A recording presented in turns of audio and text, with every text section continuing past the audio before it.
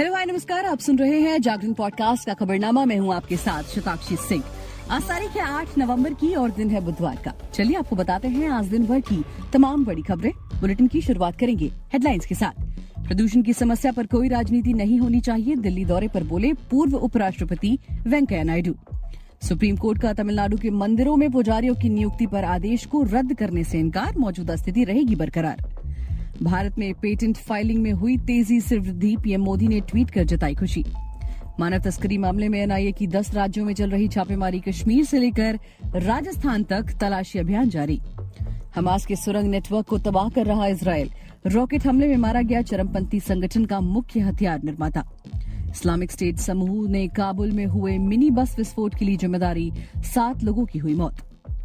भारत में satellite internet services देंगे Elon Musk, उनकी कंपनी स्टारलिंक को जल्द मिल सकता है लाइसेंस। एयरटेल जियो भी रेस में।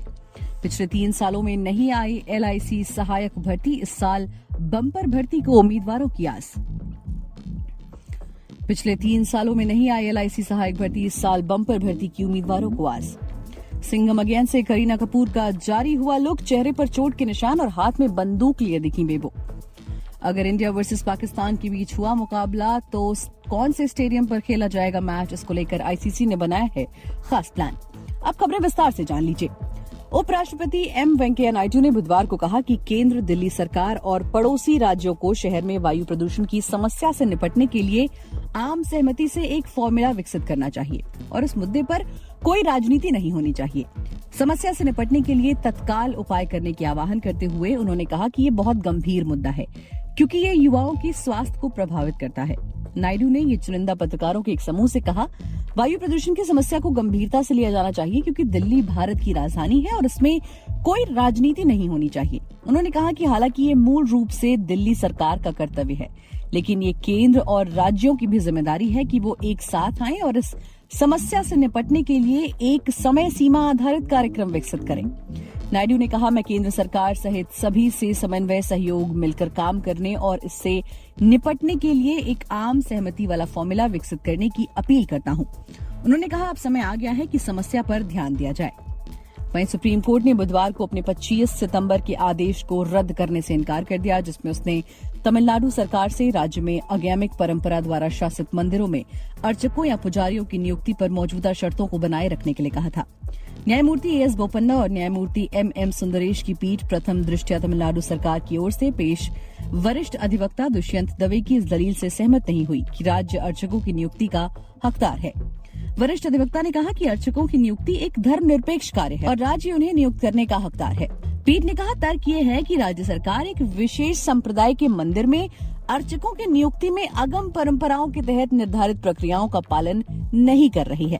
वहीं भारत में पेटेंट आवेदनों में बहुत तेजी से वृद्धि हो रही है। इसको लेकर प्रधानमंत्री नरेंद्र मोदी ने भी खुशी जताई है। बुधवार को उन्होंने कहा कि ये युवाओं के बढ़ते नवोन्मेषी उत्साह को दर्शाती है और आने वाले समय के लिए ये बहुत सकारात्मक संकेत है। पीएम मोदी ने एक्स पर पोस्ट करते हुए कहा, भारत में पेटेंट आवेदनों में वृद्धि हमारे युवाओं के बढ़ते नवोन्मेषी उत्साह को दर्शाती है और आने वाले समय के लिए एक बहुत ही सकारात्मक संकेत है। दरअसल पीएम मोदी विश्व बौद्धिक संपदा संगठन की एक रिपोर्ट पर अपनी प्रक्रिया दे रहे थे। इस रिपोर्ट में कहा गया कि साल 2022 में भारत के निवासियों द्वारा पेटेंट आवेदनों में 31.6% की वृद्धि हुई है। ये शीर्ष 10 फाइलर्स में किसी भी अन्य देश की तुलना में 11 साल की बेजोड़ वृद्धि है। वहीं राष्ट्रीय जांच एजेंसी ने बुधवार को मानव तस्करी के मामलों में 10 राज्यों में तलाशी ली। एनआईए जिन राज्यों में मामले की तलाश कर रही है उनमें त्रिपुरा, असम, पश्चिम बंगाल, कर्नाटक, तमिलनाडु, तेलंगाना, हरियाणा, पुडुचेरी, राजस्थान और जम्मू कश्मीर शामिल है।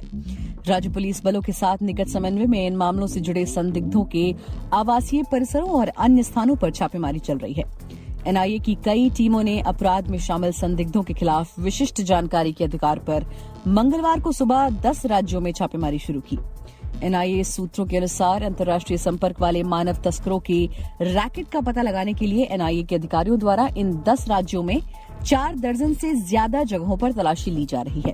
पिछले महीने बेंगलुरु से एनआईए की एक टीम ने श्रीलंकाई मानव तस्करी मामले में तमिलनाडु से एक फरार आरोपी को गिरफ्तार किया था। विदेशी खबरों की बात करें तो इजरायल हमास युद्ध का आज 33वां दिन है। हमास के खिलाफ गाजा पट्टी में इजरायल सेना द्वारा लगातार सैन्य कार्रवाई की जा रही है।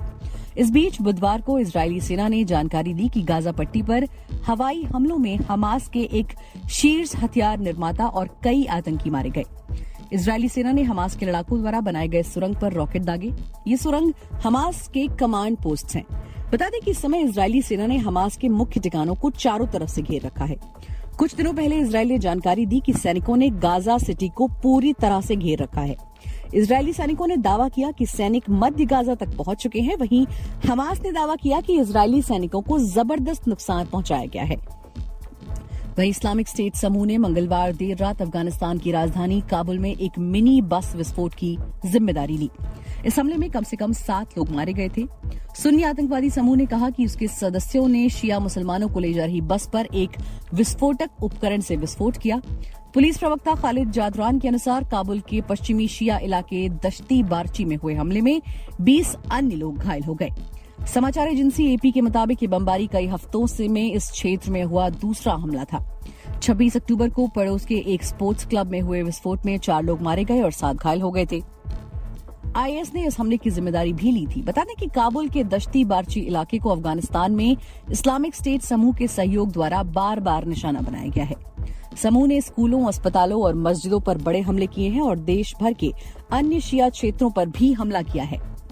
वहीं एलन मस्क की कंपनी स्टारलिंक को देश में वॉइस और डेटा कम्युनिकेशन सर्विसेज देने के लिए जल्द लाइसेंस मिल सकता है। ईटी की एक रिपोर्ट में बताया गया है कि डेटा स्टोरेज और ट्रांसफर नॉर्म्स पर मिले स्टारलिंक की ओर रिस्पांस से भारत सरकार संतुष्ट है। एक सरकारी अधिकारी ने कहा कि हमारे सवालों के स्टारलिंक की ओर से दिए गए जवाब संतोषजनक लगते हैं। सुरक्षा जांच पूरी होने के बाद कंपनी को सर्विस देने के लिए global mobile personal communication by satellite services licence दिया जाएगा। स्टारलिंक स्पेसएक्स की सहायता कंपनी है। लाइसेंस मिलने के बाद वो भारत में इंडिविजुअल्स और ऑर्गेनाइजेशंस को सैटेलाइट, ब्रॉडबैंड, वॉइस और मैसेजिंग सर्विस दे पाएगी। अगर मंजूरी मिल जाती है तो स्टारलिंक जीएमपीएससी लाइसेंस पाने वाली तीसरी कंपनी होगी। वहीं भारतीय जीवन बीमा निगम में विभिन्न लेवल पर पदों के अंतर्गत क्लरिकल कैडर में सहायक के पदों पर भर्ती के लिए आवेदन और चयन प्रक्रिया का आयोजन समय समय पर किया जाता रहा है।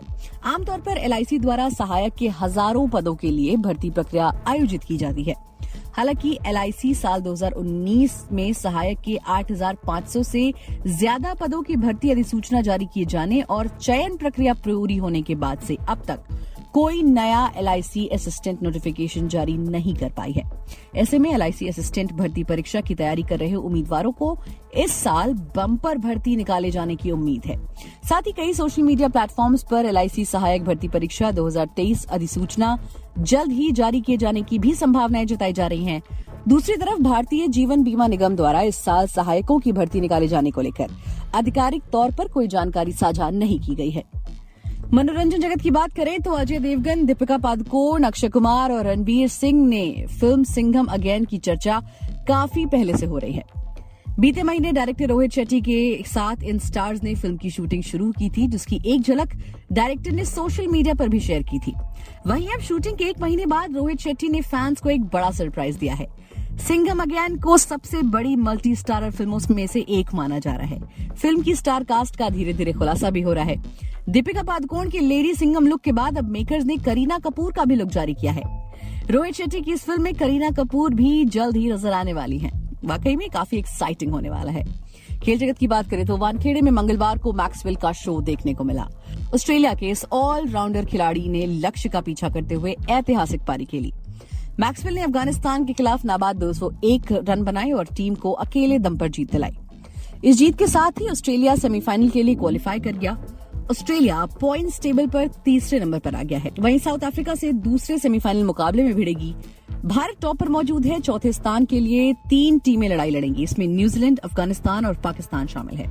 पाकिस्तान के सेमीफाइनल की रेस में बने रहने से फैंस उम्मीद कर रहे हैं कि एक बार फिर से भारत और पाकिस्तान में भिड़ंत हो सकती है, क्योंकि पहले सेमीफाइनल में टॉप और चौथे नंबर पर रहने वाली टीमों के बीच ये मुकाबला खेला जाएगा।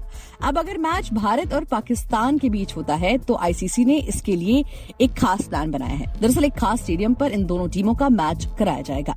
तो दोस्तों, आज के लिए फिलहाल इतना ही। देश और दुनिया की तमाम खबरों को जानने के लिए जुड़े रहिए हमारे साथ और सुनते रहिए जागरण खबरनामा।